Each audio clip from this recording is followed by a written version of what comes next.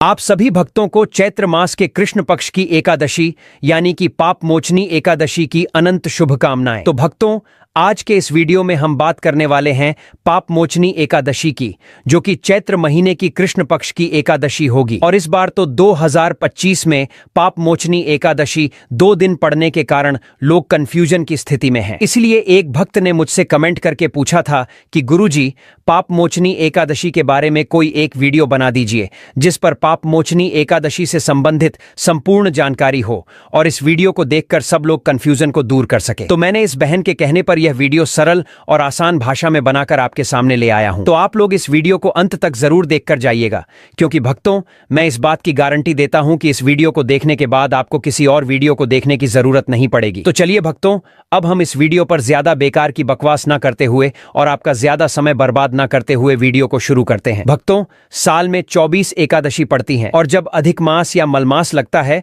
तो एकादशी की संख्या बढ़कर 26 हो जाती है। हर महीने में 2 एकादशी आती हैं, एक कृष्ण पक्ष में और दूसरी शुक्ल पक्ष में। हर एकादशी की पूजा पाठ महत्व सब अलग अलग होता है। हिंदू धर्म में कृष्ण पक्ष और शुक्ल पक्ष की एकादशी को बेहद ही शुभ माना जाता है। एकादशी के व्रत के बारे में पद्म पुराण में बहुत वर्णन मिलता है। मान्यता है कि पाप मोचनी एकादशी का व्रत रखने से भक्तों की मनोकामनाएं पूरी होती हैं और सांसारिक कष्ट दूर होते हैं। पाप मोचनी एकादशी का व्रत रखने से जाने अनजाने में हुए पापों से छुटकारा मिलता है। भक्तों, साल में 24 एकादशी तिथियां आती हैं, ये बात तो लगभग सबको पता है, लेकिन चैत्र महीने में पड़ने वाली पाप मोचनी एकादशी का बहुत बड़ा महत्व होता है। जी हाँ दोस्तों, यह चैत्र मास की एकादशी जिसे हम पाप मोचनी एकादशी कहते हैं। और भक्तों, एक खास बात, इस एकादशी का व्रत रखने से समस्त पापों से छुटकारा मिलता है। यह एकादशी पूरे के पूरे 144 वर्षों के बाद दुर्लभ संयोग में पड़ने जा रही है। और दोस्तों, पूज्य गुरुजी ने कहा है कि आने वाली जो एकादशी होगी वह चैत्र मास की सबसे बड़ी एकादशी होगी,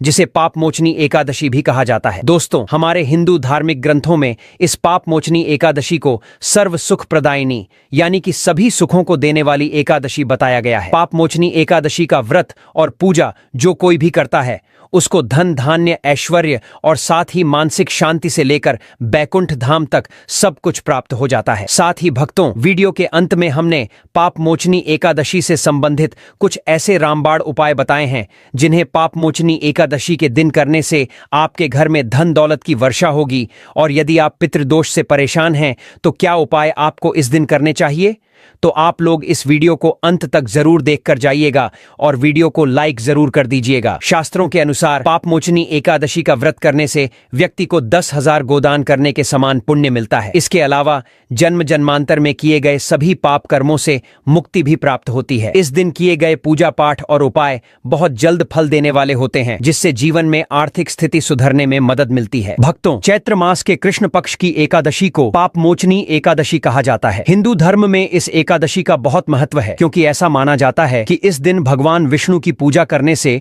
भगवान श्री हरि विष्णु उनकी सभी मनोकामनाएं पूरी करते हैं। लेकिन दोस्तों, इस बार 2025 में पाप मोचनी एकादशी व्रत को लेकर लोगों के मन में कंफ्यूजन बना हुआ है कि यह व्रत किस दिन रखा जाएगा, 24 या 25 मार्च। साथ ही इस वीडियो में हम आपको यह भी बताएंगे कि पारण कब किया जाएगा, व्रत के नियम क्या होंगे और पाप मोचनी एकादशी के व्रत की पूजा कैसे करनी चाहिए, पूजन विधि क्या होनी चाहिए, व्रत में क्या खाना चाहिए, क्या नहीं खाना चाहिए। हम प्रत्येक एकादशी के बारे में विस्तृत जानकारी जो पुराणों में वर्णित है आपके लिए लेकर आते हैं। हम कुछ भी मनगढ़ंत तरीके से या बनावटी बातें नहीं बताते हैं। हम वास्तुशास्त्र, ज्योतिष शास्त्र तथा आर्षि मुनियों से प्राप्त ज्ञान को सरल और आसान भाषा में आप तक पहुंचाने का प्रयास करते हैं, क्योंकि हमारे चैनल का मकसद है जनहित एवं जन कल्याण करना। साथ ही भक्तों, इस वीडियो में हम आपको यह भी बताएंगे कि पारण कब किया जाएगा, व्रत के नियम क्या रहेंगे, कैसे व्रत करना चाहिए, क्या सावधानियां बरतनी चाहिए, भगवान श्री हरि का पूजन कैसे करना है, भगवान को क्या अर्पित करना है, क्या अर्पित नहीं करना है, और पाप मोचनी एकादशी पर माता तुलसी की पूजा की जाएगी या नहीं की जाएगी, पारण में विशेष रूप से क्या भोग लगाना है, क्या मंत्र बोलना है और किन नियमों के अनुसार व्रत का पारण करना है, सुबह सुबह करना है या दोपहर को करना है, भद्रा का किस प्रकार का प्रभाव है, पाप मोचनी एकादशी के दिन भद्रा है या नहीं। इस प्रकार प्रकार से संपूर्ण जानकारी आने वाली पाप मोचनी एकादशी के बारे में इस वीडियो में सरल और आसान भाषा में प्रदान की जाएगी। बस आपको संपूर्ण जानकारी के लिए टोटल वास्तु ज्ञान की इस वीडियो को पूरा देखना होगा। और भी बहुत सारे लोगों के प्रश्न आए हैं कि पाप मोचनी एकादशी के दिन चावल खा सकते हैं या नहीं खा सकते हैं, पहली बार यह व्रत कर सकते हैं या नहीं।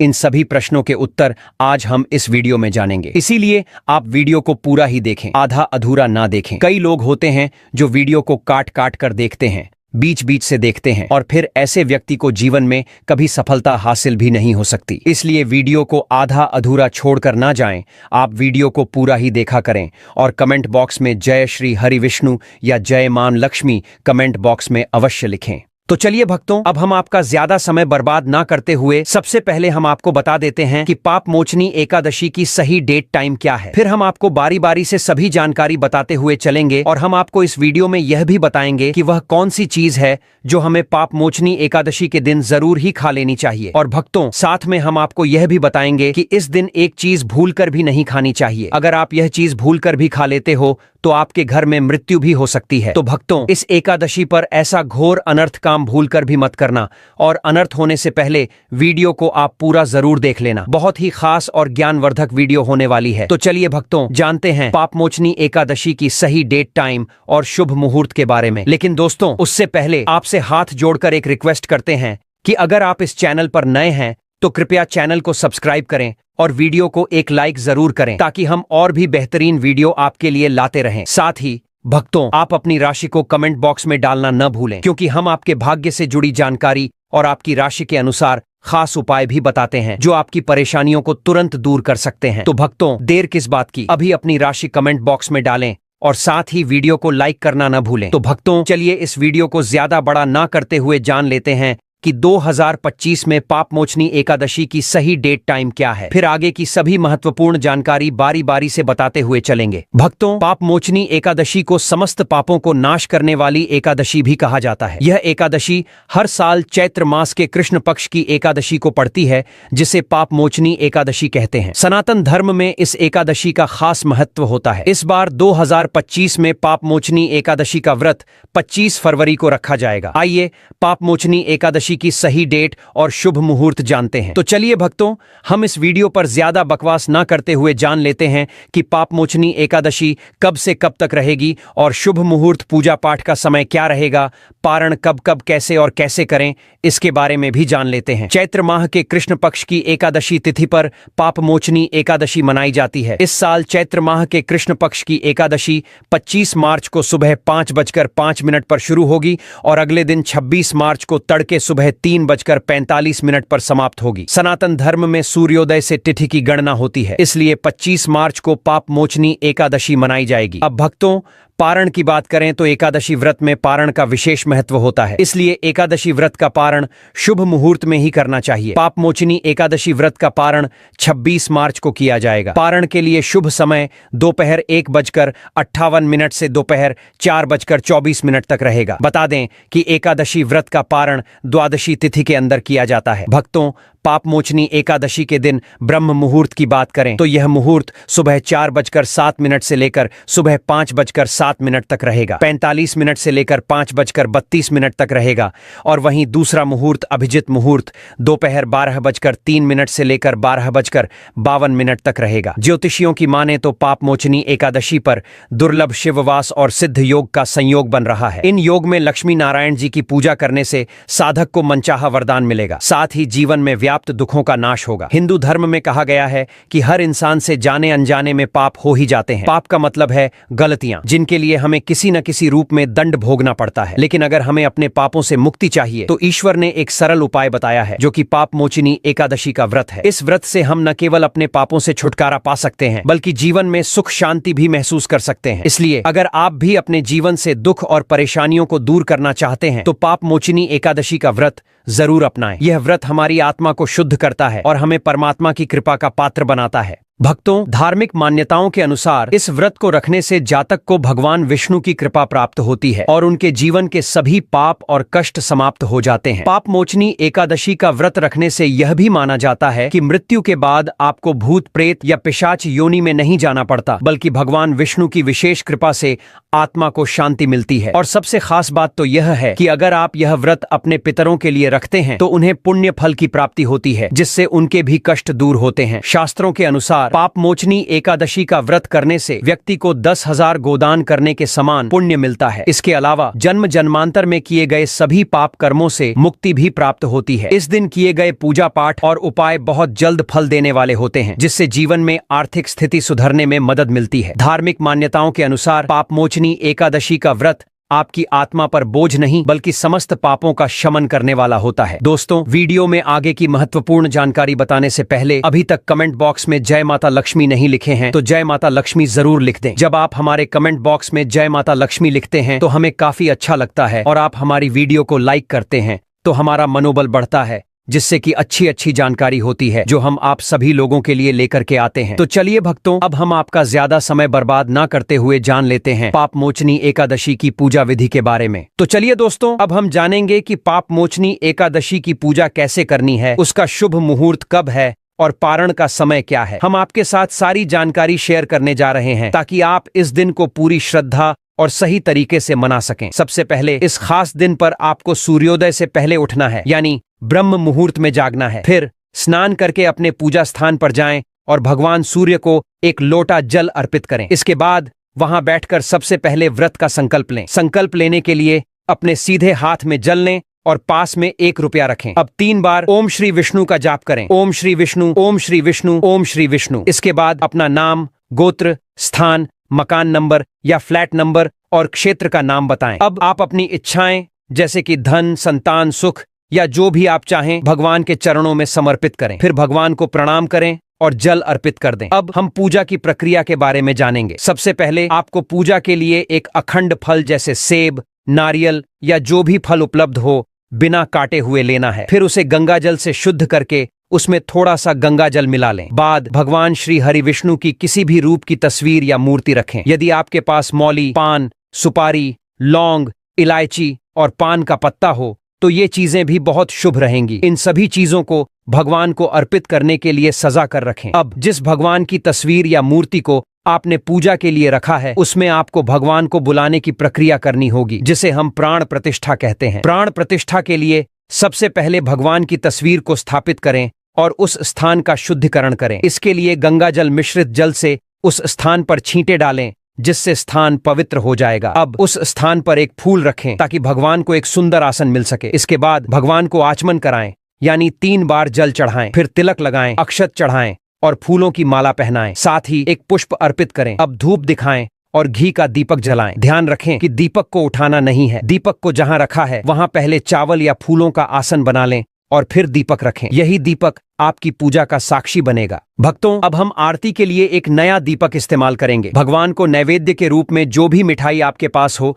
जैसे फल या मिठाई, वह भगवान को अर्पित करें। अगर आपके पास मिठाई नहीं है तो मिश्री के दाने भी चढ़ा सकते हैं, लेकिन एक बिना कटा हुआ फल भगवान को जरूर अर्पित करें। अब भगवान के सामने हाथ जोड़कर 108 बार ओम नमो भगवते वासुदेवाय मंत्र का जाप करें। इसके बाद अपनी मनोकामना की पूर्ति के लिए एक पान का बीड़ा तैयार करें। पान के पत्ते में 2 लौंग, 2 इलायची और एक सुपारी रखें और उसे लपेटकर भगवान के सामने रख दें। फिर 11 बार ओम नमो भगवते वासुदेवाय का जाप करें और अपनी इच्छा भगवान के समक्ष व्यक्त करें। अगर आप धन की प्राप्ति के लिए पूजा कर रहे हैं तो भगवान से धन का आशीर्वाद प्राप्त करें। फिर इस बीड़े को भगवान को अर्पित कर दें। अब वहीं बैठकर एकादशी की कथा सुने या उसका पाठ करें जो हमने वीडियो के अंत में साझा की है। कथा सुनने के बाद भगवान की आरती करें और फिर फल का भोग अर्पित करें। इसके बाद प्रसाद को सभी भक्तों में वितरित करें। इस तरह से आपकी पूजा पूरी हो जाएगी। एक महत्वपूर्ण बात, इस दिन आपको अन्न का सेवन नहीं करना चाहिए। यह व्रत का सबसे बड़ा नियम है जिसका पालन करना बेहद जरूरी है। भक्तों, आगे की जानकारी देने से पहले एक छोटी सी रिक्वेस्ट है। अगर आप इस चैनल पर नए हैं तो चैनल को सब्सक्राइब करें और वीडियो को लाइक करें। साथ ही अपनी राशि को कमेंट बॉक्स में जरूर डालें, क्योंकि हम आपकी राशि से जुड़ी जानकारी और परेशानियों को दूर करने के आसान उपाय भी बताते हैं। इसलिए अपनी राशि कमेंट बॉक्स में जरूर डालें। तो चलिए भक्तों, अब हम जानते हैं कि पाप मोचनी एकादशी के दिन कौन से काम ऐसे हैं जिन्हें हमें भूलकर भी नहीं करना चाहिए। अगर आप इन कामों को इस दिन करते हैं तो इससे माता लक्ष्मी और श्री हरि विष्णु नाराज हो सकते हैं, इसलिए इन बातों का खास ध्यान रखना बहुत जरूरी है। सबसे पहली बात, इस दिन चावल का सेवन बिल्कुल नहीं करना चाहिए। शास्त्रों में कहा गया है कि चावल की उत्पत्ति भगवान विष्णु के रोम से हुई थी। इस दिन भगवान विष्णु की पूजा और व्रत की पवित्रता बनाए रखने के लिए चावल का सेवन वर्जित है। यदि आप एकादशी का व्रत रख रहे हैं तो चावल से पूरी तरह बचें, क्योंकि यह आपके व्रत के पुण्य में विघ्न डाल सकता है। इस दिन केवल शुद्ध और सात्विक आहार का सेवन करना चाहिए। दूसरी बात, पापमोचनी एकादशी के दिन हमें लहसुन, प्याज, मांसाहार और मद्यपान से पूरी तरह से बचना चाहिए। ये सभी तामसिक पदार्थ हैं जो हमारे शरीर और मन को नकारात्मक रूप से प्रभावित करते हैं। इस दिन हमें केवल सात्विक आहार लेना चाहिए जो शुद्ध और ताजगी देने वाला हो। तामसिक भोजन हमारे व्रत के उद्देश्य को पूरा करने में रुकावट डालता है, इसलिए इस दिन शुद्ध शाकाहारी आहार का सेवन ही करना चाहिए। साथ ही इस दिन बैंगन का सेवन भी नहीं करना चाहिए। एकादशी के दिन बैंगन तामसिक भोजन माना जाता है और यह हमारे शरीर और आत्मा पर नकारात्मक प्रभाव डाल सकता है। इसलिए इस दिन सात्विक और शुद्ध आहार ही ग्रहण करें ताकि आपकी पूजा और व्रत की पवित्रता बनी रहे और आपको भगवान का आशीर्वाद प्राप्त हो। तीसरी बात, पाप मोचनी एकादशी के दिन हमें किसी से भी लड़ाई झगड़ा नहीं करना चाहिए। यह दिन पवित्रता और शांति का होता है, इसलिए हमें अपने व्यवहार में संयम और शांति बनाए रखनी चाहिए। किसी से लड़ाई झगड़ा करने से न केवल हमारी आंतरिक शांति भंग होती है, बल्कि यह हमारे व्रत की पवित्रता को भी प्रभावित करता है। इस दिन हमें दूसरों के साथ स्नेहपूर्ण और शांतिपूर्ण व्यवहार करना चाहिए। चौथी बात, पापमोचनी एकादशी के दिन बाल और नाखून काटने से बचना चाहिए। बाल और नाखून काटना एक प्रकार से आत्मनियंत्रण और शुद्धता का प्रतीक है। इस दिन हमें आत्मिक शुद्धता बनाए रखना बहुत जरूरी होता है। यदि हम इस दिन बाल और नाखून काटते हैं तो इससे व्रत की पवित्रता में विघ्न आ सकता है, इसलिए इस दिन इन कार्यों से बचें और शरीर को शुद्ध रखें। पांचवी बात, पापमोचनी एकादशी के दिन हमें काले रंग के कपड़े नहीं पहनने चाहिए। काला रंग तामसिक और नकारात्मकता से जुड़ा हुआ माना जाता है, जबकि इस दिन हमें सात्विकता और शुद्धता को अपनाना चाहिए। शास्त्रों के अनुसार इस दिन हल्के रंग के कपड़े पहनने चाहिए, जैसे सफेद, पीला या हरा, जो हमारे मन और शरीर को शांति और सकारात्मक ऊर्जा प्रदान करें। हल्के रंगों के कपड़े पहनने से वातावरण में शांति और पवित्रता बनी रहती है। आखिरी बात, पापमोचनी एकादशी के दिन पेड़ पौधों की पत्तियां और फूल तोड़ने से भी बचना चाहिए। खासकर तुलसी की पत्तियां, जिन्हें भगवान विष्णु को अर्पित किया जाता है, इन्हें इस दिन तोड़ने से बचना चाहिए। यदि आपको तुलसी की पत्तियां चाहिए तो आप एक दिन पहले इन्हें तोड़कर रख सकते हैं और फिर उन्हें भगवान को अर्पित करें। यह नियम पवित्रता बनाए रखने के लिए है और इसका पालन करना बेहद जरूरी है। तो भक्तों, इन सभी बातों का पालन करके आप पापमोचनी एकादशी के व्रत को पूरी श्रद्धा और शुद्धता के साथ निभा सकते हैं और भगवान श्री विष्णु की कृपा पा सकते हैं। चलिए भक्तों, अब हम जानते हैं कि पापमोचनी एकादशी के दिन तुलसी में कौन सी खास चीजें बांधनी चाहिए ताकि आपके घर में सुख, समृद्धि, शांति और खुशहाली का वास हो। यह न सिर्फ आपके घर को सकारात्मक बनाएगा बल्कि आपकी पूजा और व्रत को भी और अधिक प्रभावी बनाएगा। तो चलिए जानते हैं पापमोचनी एकादशी के दिन तुलसी में बांधने वाली चीजों के बारे में। सबसे पहले बात करते हैं लाल चुनरी की। लाल चुनरी को शुभ और सकारात्मक ऊर्जा का प्रतीक माना जाता है। यदि आप पापमोचनी एकादशी के दिन तुलसी में लाल चुनरी बांधते हैं तो यह आपके घर में सुख, शांति और समृद्धि लाने में मदद करता है। लाल रंग का संबंध मंगल से है, जो घर में सकारात्मक ऊर्जा और ताकत का संचार करता है। इससे घर की नकारात्मक ऊर्जा दूर होती है और जीवन में खुशियां बनी रहती हैं। दूसरी चीज है मौली धागा। मौली, जिसे हम कलावा भी कहते हैं, एक बहुत ही पवित्र और शुभ धागा है। जब इसे तुलसी के पौधे में बांधते हैं तो यह बुरी नजर और नकारात्मक शक्तियों से रक्षा करता है। मौली बांधने से मानसिक शांति मिलती है और आपका मन शुद्ध रहता है। यह आपके और आपके परिवार के लिए सुरक्षा कवच का काम करता है, जिससे घर में शांति और सुरक्षा बनी रहती है। अब तीसरी चीज, पीला धागा। पीला धागा भी पापमोचनी एकादशी के दिन तुलसी में बांधने के लिए बहुत शुभ होता है। पीला रंग भगवान विष्णु और गुरु का प्रतीक है और यह ज्ञान, विद्या और समृद्धि को बढ़ावा देता है। जब आप तुलसी में पीला धागा बांधते हैं तो यह आपके जीवन में प्रगति और समृद्धि लाता है, साथ ही आपके मन में शांति और संतुलन बनाए रखता है। अगर आपको यह वीडियो पसंद आया हो तो कृपया लाइक करें और हमारे चैनल को सब्सक्राइब करना न भूलें। इसके अलावा बेल आइकन दबाकर सभी अपडेट्स सबसे पहले पाएं। आपका सपोर्ट हमारे लिए बहुत मायने रखता है। धन्यवाद। धन्यवाद। ऐसे ही जानकारी के लिए छाया जैन चैनल को सब्सक्राइब करें और अगर आपको यह वीडियो अच्छी लगी हो तो एक लाइक अवश्य करें और कमेंट में ओम नमः शिवाय अवश्य लिखें।